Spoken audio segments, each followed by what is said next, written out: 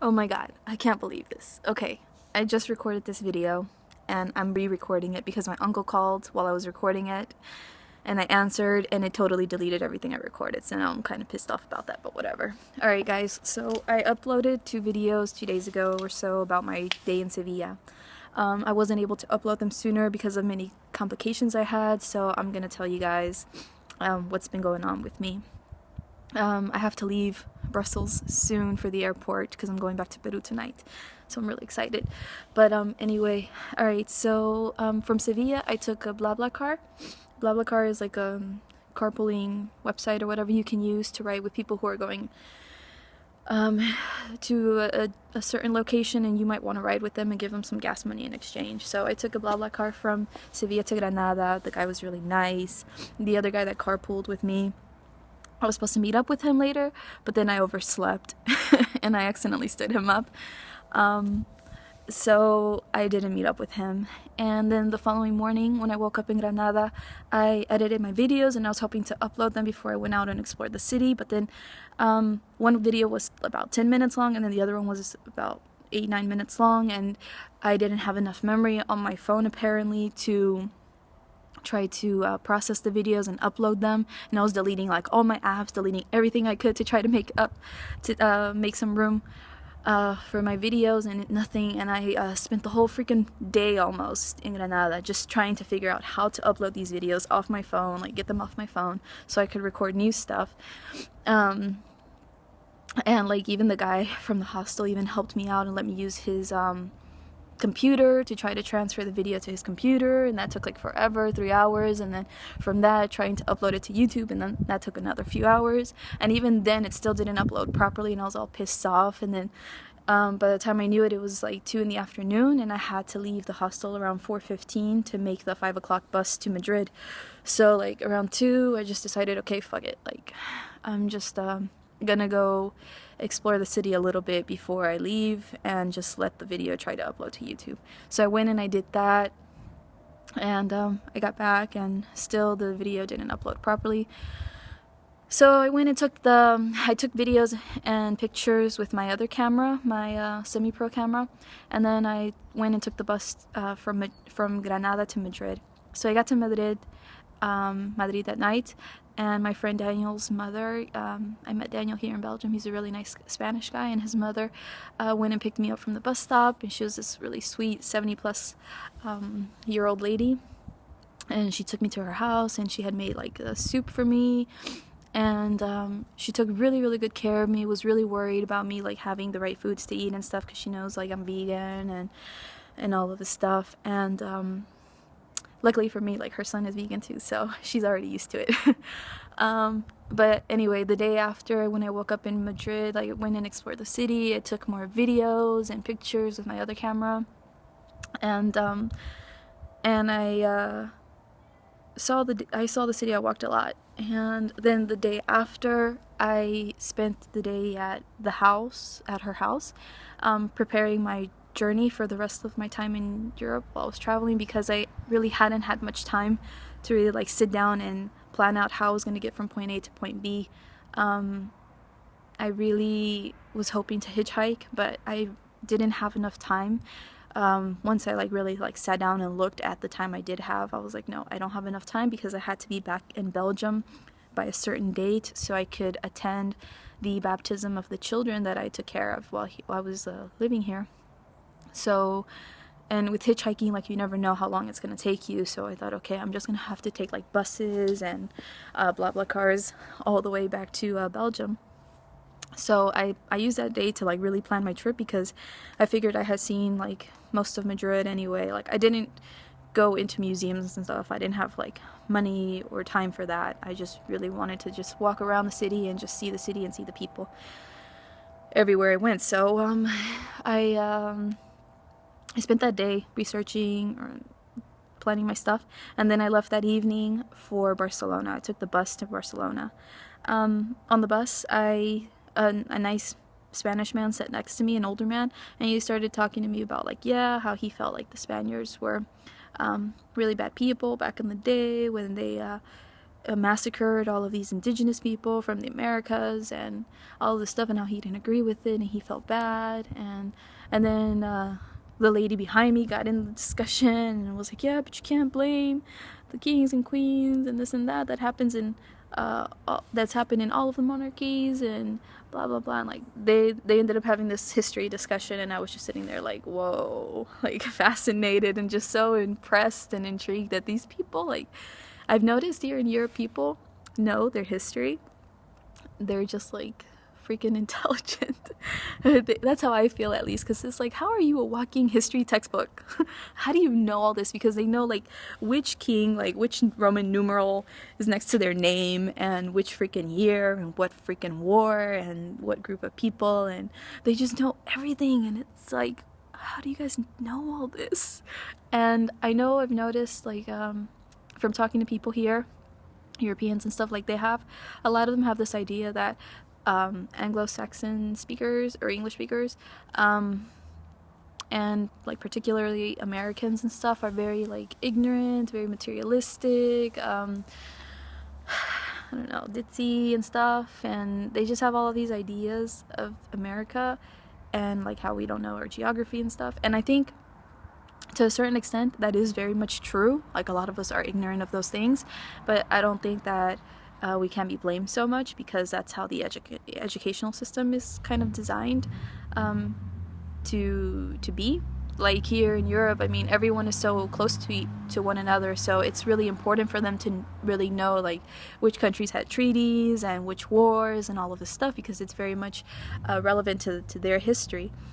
But for us, so much, like, we're so far away, and I'm speaking like as an American, you know, not right now as a Peruvian, but like we're on the other side of the world, you know. The US is a big country, and yeah, you know, we're educated mainly to focus on like our history or whatever, and a lot of us don't know these things, and a lot of us haven't had the opportunity to go abroad or even live abroad, so we lack that experience, that exchange of cultures and stuff. So yeah, I was just really fascinated, and like I really need to study. I'm like so inspired to read history books. I was inspired before, but like now I'm gonna really like buckle down and try to make some time during my week to like read something and learn something new regarding history. And anyway, so when I finally was able to go to sleep, like my stomach was really, really bothering me. I couldn't sleep very well, which is weird because I can usually sleep anywhere. And by the time I got to Barcelona at 6 in the morning, I was so tired. I was carrying my big book bag and my small little book bag that had my semi-pro camera, some oranges and fruit, and my passport, my earphones, and my phone charger. And it was hanging around my neck because it's a little like side book bag that you put like on your back, and it hangs here on the side. But since I had my big book bag on my back, like I couldn't do that, so it was kind of hanging off of my neck, and it was really heavy on my neck. So I went into the bus station when I got to Barcelona, and I sat down and I kind of took it off so it wasn't on my neck, and I put it next to me, and I'm over there looking at the map, seeing like, okay, what I'm gonna do for the day, which sites I'm gonna go see, because I was only planning on being in Barcelona until like 1 in the afternoon or so. And then this guy comes and sits next to me, and then he's like asking me for directions in broken Spanish. So I was like, look, I'm not from here, but I have this map here. And I like, you know, kind of turn around a little bit, pick up the map, and I'm like, look, this is how you get here apparently. He was like, oh, okay, I take this street and this street, and that's how I get there. Yeah, okay. He was like, okay, thank you so much. He walks right past me, and then takes the escalators that are like right in front of me, and he's going up, and as he's going up, I kind of look up at him for some reason, and he turns around and looks at me and like waves at me, like saying like thank you, and I was like, yeah, okay. And like a few seconds later, I decide I want to get up to go to the bathroom, and I get up and I realize like I'm missing a bag, and I was like, oh hell no, this fucker took my bag. So like I go up the escalator, I'm trying to find the only exit, you know, that's there, and I go down this thing where there were people standing waiting, I guess, for like taxis or something, or rides. And I run down and I ask them like, shit, there's a freaking plane. Planes are always interrupting me. But anyway, so I what happened? Lost my train of thought now. Okay, so I asked them, like, oh, have you guys seen a guy that looks like this with a small bag? And they were like, yeah, he went up that street. And then, like, as I'm about to go off, there's this security guy who asked me, like, hey, did you just get robbed? And I was like, yeah. He was like, oh, by a man that looks like this carrying a small bag? And I was like, yeah. He's like, oh, he went up that street. You should really go and try to run after him. Scream if you can. He left with some black lady and I've already called the police. So I start running. It's like 7 something in the morning or something. It's really dark still.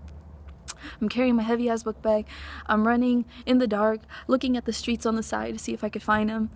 And I'm running, and I run for like 2 blocks or something. And it was like uphill, so it was really tough. And there were all these drunk people on the street, I guess from a night out of clubbing, and I couldn't find him. And then I walked back to the stupid bus station, disappointed. And then I see that the police cars had gone down the street that I had run up on or whatever. And yeah, like I waited there to see if maybe there was some hope that they would catch him, and nothing. So I had to go to the police station, and I went to the police station, and that was hell because I had to file a police report, and they wanted to make me wait for almost an hour because the people who normally take the reports had to go and I don't know, attend some other like domestic violence or something kind of call. And I was telling the guy at the little like reception area or whatever, I was like, dude, like, how are you gonna make me wait for an hour for them to come just to take my statement? So he was like, okay, I'll take your statement, but I might get in trouble. So anyway, he took my statement, and that police station in Barcelona had some really good looking cops, that's all I'm gonna say. And afterwards I called my family and I let them know what had happened. And my uncle asked me, like, hey, are you planning on still traveling? And I was like, no, I don't want to travel. Like, I'm not in the mood to travel anymore. It just totally killed my mood. I'm so upset. And I just want to get out of here and I want to go back to Brussels.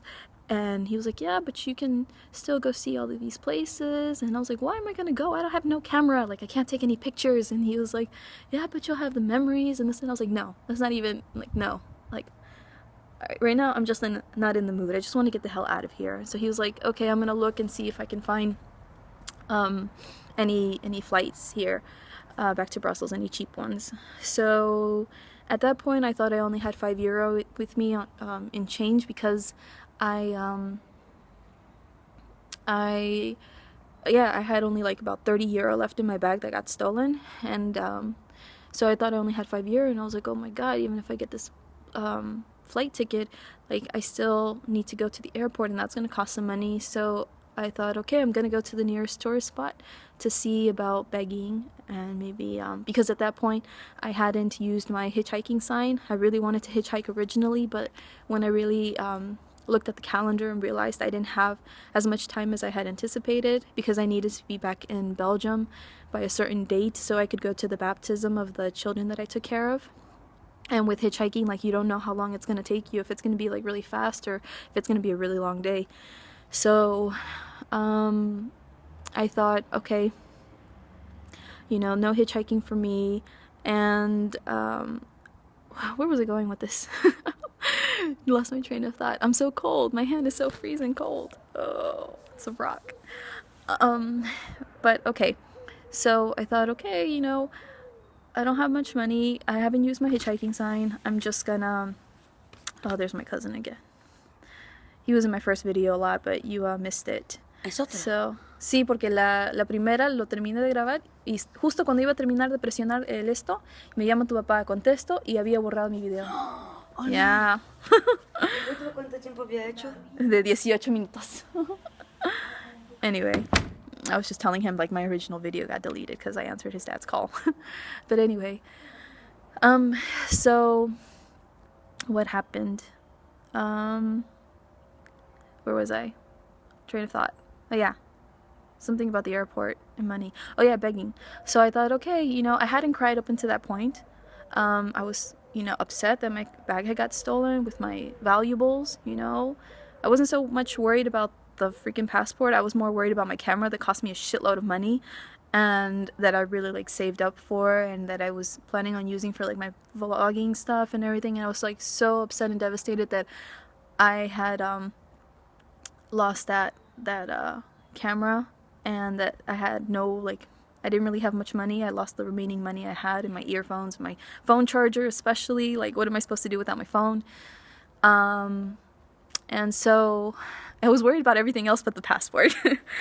And so I thought, okay, you know, I have like €5 and change or something. I'm just gonna see how begging goes for me because I haven't used the sign. So I looked at the map, I looked for the nearest tourist place, and I found La Sagrada Familia. I don't know exactly if it's like a church, cathedral, or something. I don't know exactly what it is, but it's a religious building. It's really beautiful and impressive. And I get there, and I wasn't planning on like seeing any tourist things after that in Barcelona. I was just ready to like get the hell out of there. I was like, F this city, I hate the city, I'm gonna go home. I don't want to be here anymore, I don't want to see anything. And so anyway, I get to La Sagrada Familia, and there's like a food cart thing. I don't know, it was like really long portable food stand place, and it was like in front of it. So I hadn't cried up until that point, and I go up to the food cart, and I thought that the marker I had taken with me was in the bag that was stolen, so I didn't have anything to write with. And I went and asked them if they had something they could lend me, and they lent me a neon orange marker, and I thought, okay, it's better than nothing. So I take this marker, I start writing on my sign, and once I started writing, like, that's when the tears started pouring down. And I really just got upset because I really felt like I was really humiliating myself, because you're really vulnerable telling the world, telling people like this is really bad thing happened to me today and I really need your help. And it was surreal because it was such a beautiful day. There was such a beautiful sunrise in the city that day. The sky was this beautiful blue, and there were white clouds, and everything there looked so nice and clean, and everyone is like happy to be in front of La Sagrada Familia, taking all of their selfies, all of their pictures, and all these things. And I'm walking around like really sad because I got my bag stolen with my, you know, valuables. And yeah, the tears started like pouring down. And even in my first video, I was like crying in my first video. So it's okay, it's past, so I'm not crying now. But yeah, it was just really humbling in a way, because once I start writing that and I realized like, oh my god, I'm gonna beg, you know, for some help, and I just really hope people are nice enough to help me out with something. So I sit down in front of La Sagrada Familia, and I had written my sign in English and Spanish on both sides.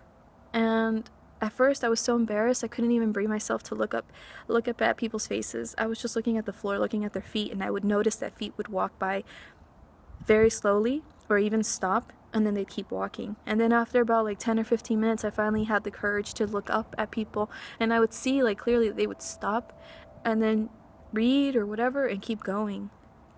And it just got so, it got to me so much that like I started really like crying and tears like flowing and flowing and flowing. And so I was so embarrassed, I just put my hood on and I covered my face, and I just kept crying and crying and crying because I just felt really, really rejected, and I couldn't believe that people could be so cruel. And oh, here are the waterworks again. But it's like when I arrived in Portugal, and I really started seeing a lot more begging there, and it really reminded me a lot of Peru, and in Spain even more begging. And like, because I don't feel so comfortable giving money out, I always give food out. When I have food on me, I give fruit. And so the whole time I was traveling through Spain, I was giving like all of these poor people like food and food and food. And like there was even this there was this one instance where I or one or two instances where I did give some money, because I'm gonna make this in a part 2. I'm gonna stop recording this and do the second part because I'm getting to 20 minutes now. So thank you for watching for almost 20 minutes. Here's the next 20 minutes coming up soon.